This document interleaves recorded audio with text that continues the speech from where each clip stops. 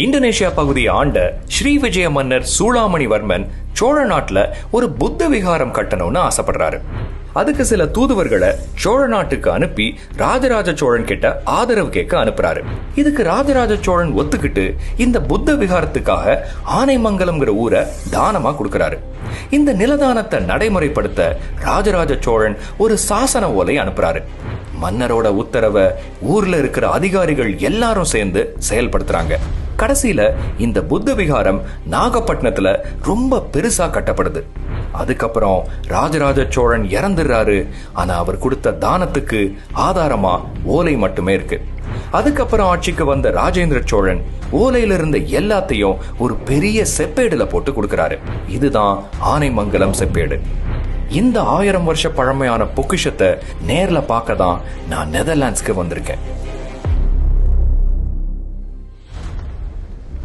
பல மாதம் கஷ்டப்பட்டு இந்த அப்பாயின்மெண்ட் கிடைச்சிருக்கு.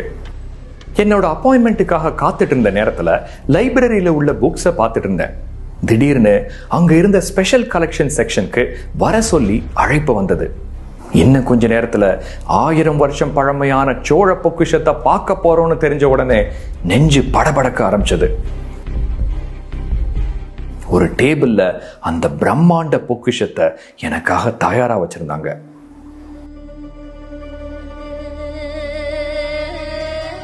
ஆயிரம் வருஷம் பழமையான சோழ பொக்கிஷம்.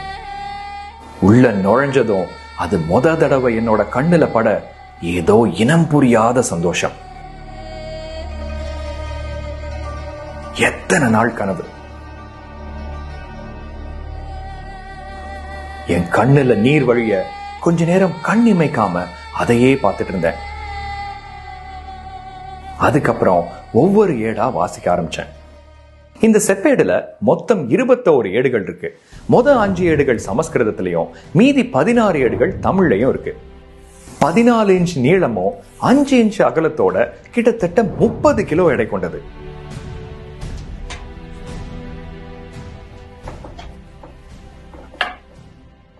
எல்லா ஏடுலையும் சைடுல ஓட்ட போட்டு ஒரு பெரிய வளையத்துல கோர்க்கப்பட்டிருக்கு. இந்த வளையத்துக்கு மேலதான் லட்சினைன்னு சொல்லப்படுற சோழ அரச முத்திரை இருக்கு. சாதாரண சீல் இல்ல, பிரம்மாண்டமா புடைப்பா செதுக்கப்பட்டிருக்கு. இத பார்த்த உடனே புலி கண்ணுல பட்டிருக்கோம். ஆனா இது போக இன்னும் நிறைய இருக்கு. ஒவ்வொன்னா பார்ப்போம். புலி சோழர்களோட சின்னத்தை குறிக்குது. வால் முன்னோக்கி இருக்கிற மாதிரி உட்கார்ந்து இருக்கு. பக்கத்துல 2 மீன்கள் இருக்கு. இது பாண்டியர்களை குறிக்குது. இது போக வேற ஏதாச்சும் தெரியுதா? நிறைய பேருக்கு கண்ணுல படாத ஒரு விஷயத்தை காட்டுறேன். சேரர்களோட சின்னமான வில் காட்டப்பட்டிருக்கு. என்னங்க, சோழர்களோட செப்பேடு ஆனா மூவேந்தர்கள் எல்லாரையும் குறிப்பிடுதுன்னு நீங்க யோசிக்கலாம். மேல பாருங்க, ஒரு கொற்ற குடை இருக்கு. 3 ராஜ்யங்களையும் ஒரே குடைக்கு கீழே சோழர்கள் கொண்டு வந்ததை குறிக்குது. 2 சைட்லயும் மங்கள சின்னமா குத்து விளக்குகள் தீபத்தோட இருக்கு. வெண் சாமரங்கள் இருக்கு. எவ்வளவு அற்புதம் பாருங்க.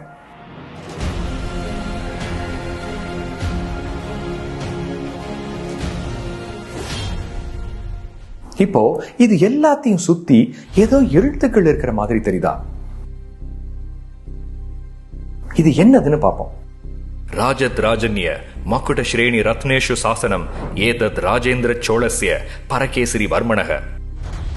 இது முழுக்க முழுக்க கிரந்தத்துல எழுதியிருக்கு.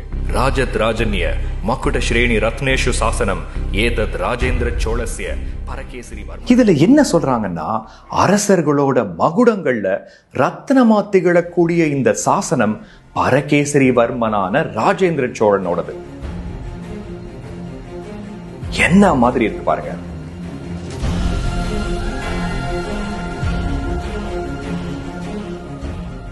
மாமன்னர் ராஜேந்திர சோழனோட அரச முத்திரை. இப்போ உங்களுக்கு இன்னொரு விஷயம் சொல்றேன். சோழர்கள்னு சொல்லணுமா இல்ல சோழர்கள்னு சொல்லணுமான்னு நீங்க யோசிச்சிருக்கலாம். அந்த காலத்துல சோழர்கள் அவங்கள சோழர்கள்னு சொல்லிக்கிட்டாங்களா இல்ல சோழர்கள்னு சொல்லிக்கிட்டாங்களாங்கிறத எப்படி கண்டுபிடிக்கிறது? தமிழ்ல ச அப்படிங்கிற எழுத்து ச ச ஷன்னு எப்படி வேணா வரலாம். ஆனா கிரந்த எழுத்துக்கள்ல சங்கிறது வேற, சங்கிறது வேற. இங்க என்ன எழுதியிருக்கு பாருங்க. ஏதத் ராஜேந்திர சோழஸ்ய பரகேசரி வர்மணக. சோழஸ்ய கிரந்த சோ போட்டிருக்கு, சோ இல்ல. அவ்வளவுதான். சோழர்கள் இல்ல, சோழர்கள் தான் கரெக்ட். ஆதாரத்தோட நிரூபிச்சாச்சு. இப்போ இதை தள்ளி வச்சிருவோம். இந்த லட்சணையோட டயமீட்டர் 11 சென்டிமீட்டர். இது மொத்தமும் ஒரு அழகான தாமரை பீடத்துல இருக்கு பாருங்க. எவ்வளவு அழகா செஞ்சிருக்காங்க.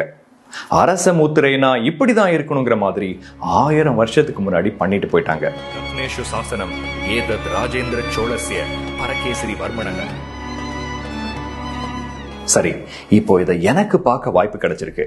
அதே மாதிரி உங்களுக்கும் நேர்ல பார்த்த ஒரு அனுபவம் கிடைக்கணும்ல. அதுக்காக இத போட்டோகிராமெட்ரிங்கிற டெக்னாலஜியை பயன்படுத்தி உங்க பக்கத்துல கொண்டு வர போறேன்.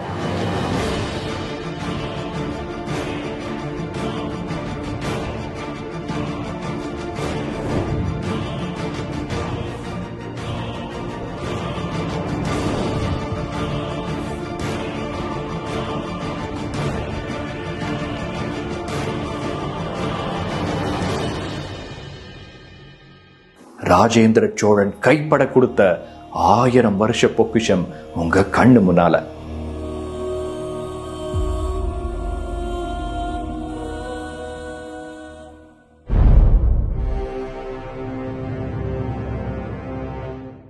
இதுதான் முதல் plate.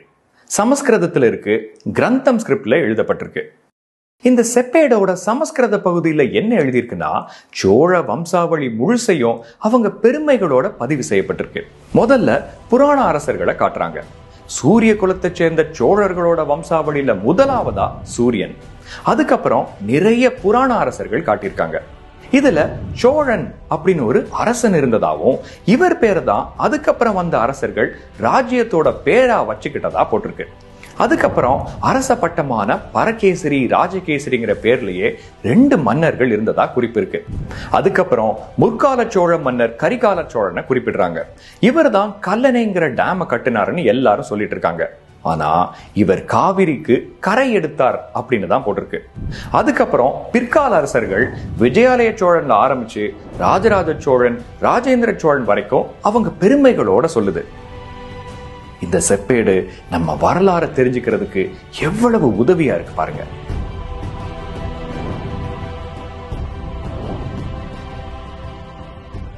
We want to make sure that there is good relationship between the Chola kingdom and also the Southeast Asia. Sri Vijaya.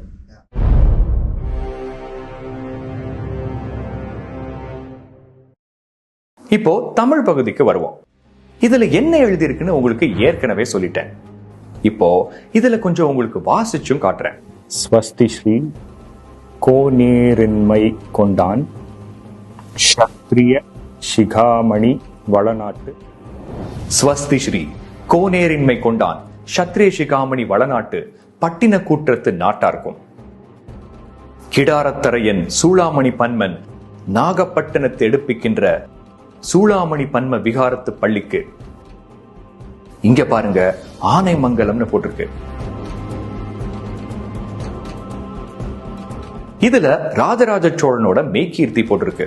திருமகள் போல பெருநில செல்வியும் தனக்கே உரிமை போண்டமை மனக்கொள. எவ்வளவோ விஷயம் பார்த்துட்டோம். ஆனா நம்ம ஆனைமங்கலம் செப்பேடு இங்க எப்படி வந்துச்சு?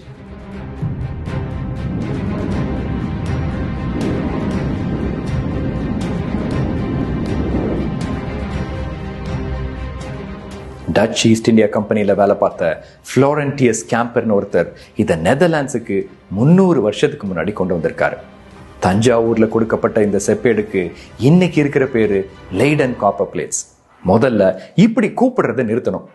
ஏன்னா இதுக்கு சோழர்கள் வச்ச பேரே ஆனைமங்கலம் செப்பேடு. என்ன ஆதாரம்னு கேட்டீங்கன்னா, இந்த லட்சணைக்கு பின்னால என்ன போட்டிருக்குன்னு பாருங்க. ஆனைமங்கலம், ஆனைமங்கலம்.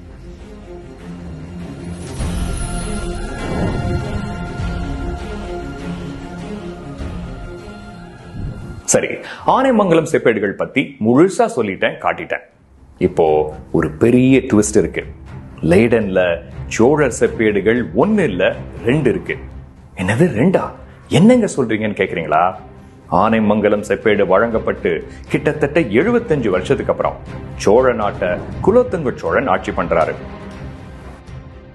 அப்போ கடாரத்தரசரோட தூதுவர்கள் 2 பேரு அவரை பார்க்க வர்றாங்க. விகாரத்துக்கு கொடுக்கப்பட்ட நிபந்தம் நடுவுல இருக்கிற காணியாளர்கள்னால தடைப்படுது. அதனால அவங்கள நீக்கி நாங்களே அதை நிர்வகிக்க உத்தரவு கொடுக்கணும்னு கேக்குறாங்க.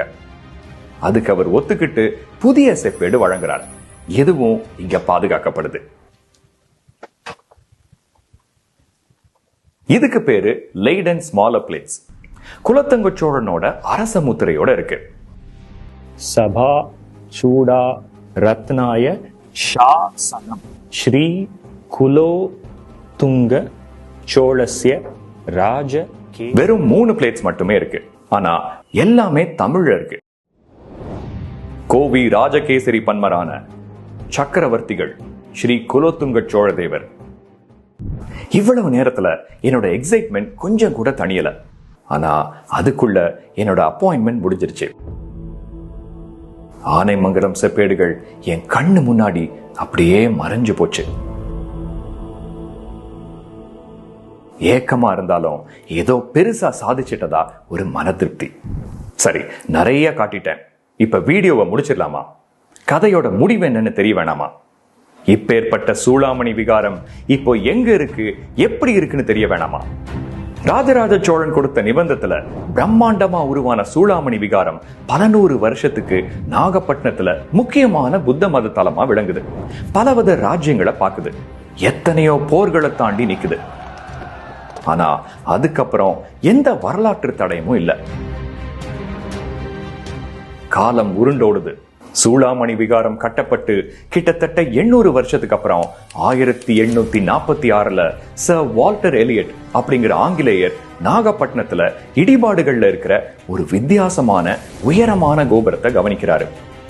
அதை உடனே ஒரு டிராயிங் பண்ணி ஆவணப்படுத்துறாரு. சில வருஷங்கள் கழிச்சு அங்க இருந்த பிரெஞ்சு கிறிஸ்தவ சபையினர் அதை இடிச்சு அதுல உள்ள செங்கல்களை வச்சு அந்த இடத்துல ஒரு காலேஜ் கட்ட திட்டமிடுறாங்க. இதை எதிர்த்து சர் வால்டர் எலியட் போராடுறாரு.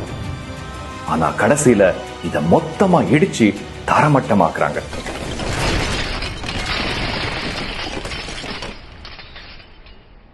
பிற்காலத்துல அந்த பகுதியில எங்க தோன்றினாலும் எக்கச்சக்கமா புத்தர் சிலைகளா கிடைக்குது. அப்போ 1000 வருஷத்துக்கு முன்னாடி தெற்காசியா கூட வணிக உறவை வலுவாக்க, புத்த மதத்தை தழைக்க வைக்க மாமன்னர் ராஜராஜ சோழனால தானம் கொடுக்கப்பட்டு ராஜேந்திர சோழன் குலோத்துங்க சோழனால செப்பேடு வழங்கப்பட்ட பிரம்மாண்ட சூளாமணி விகாரம் இடிக்கப்பட்டு மண்ணோட மண்ணாயிருச்சு. இந்த சூளாமணி விகாரத்துக்கு பின்னால இவ்வளவு விஷயம் இருக்குதுங்கிறதுக்கான ஒரே ஆதாரம் ஆனைமங்கலம் செப்பேடுகள் மட்டும்தான். அதுவும் இப்ப நம்ம கிட்ட இல்ல, எங்கேயோ நெதர்லாண்ட்ஸ்ல இருக்கு. யார குறை சொல்றது? பிற்கால படையெடுப்புகளை சொல்லலாமா, இல்ல நம்ம கவர்மெண்ட்டை சொல்லலாமா? என்ன கேட்டா குறை சொல்ல வேண்டியது நம்ம வரலாற்று அக்கறை தான். இதுல நான் சொன்ன விஷயங்கள் எல்லாம் எத்தனை பேருக்கு ஏற்கனவே தெரியும்? தொன்று தொட்டு தமிழர்களுக்கு வரலாற்று அக்கறை இருந்திருந்தா எத்தனையோ விஷயங்களை காப்பாத்திருக்கலாம். குறைஞ்சது இந்த செப்பேடாவது இன்னைக்கு நம்ம கையில இருந்திருக்கும். இப்பவும் கூட இந்த செப்பேடு நெதர்லாண்ட்ஸ்ல இருக்கிறது தான் சேஃப், இங்க வர வேண்டாம், அங்கேயே பத்திரமா இருக்கட்டும் நினைச்சீங்கன்னா நமக்கு விடிவு காலமே இல்லை. இத பத்தி பல பேருக்கு தெரிய வந்தா நம்ம வரலாறு மீள ஒரு வாய்ப்பு இருக்கு. இந்த வீடியோ பிடிச்சிருந்தா இதை லைக் பண்ணி நிறைய பேருக்கு ஷேர் பண்ணுங்க.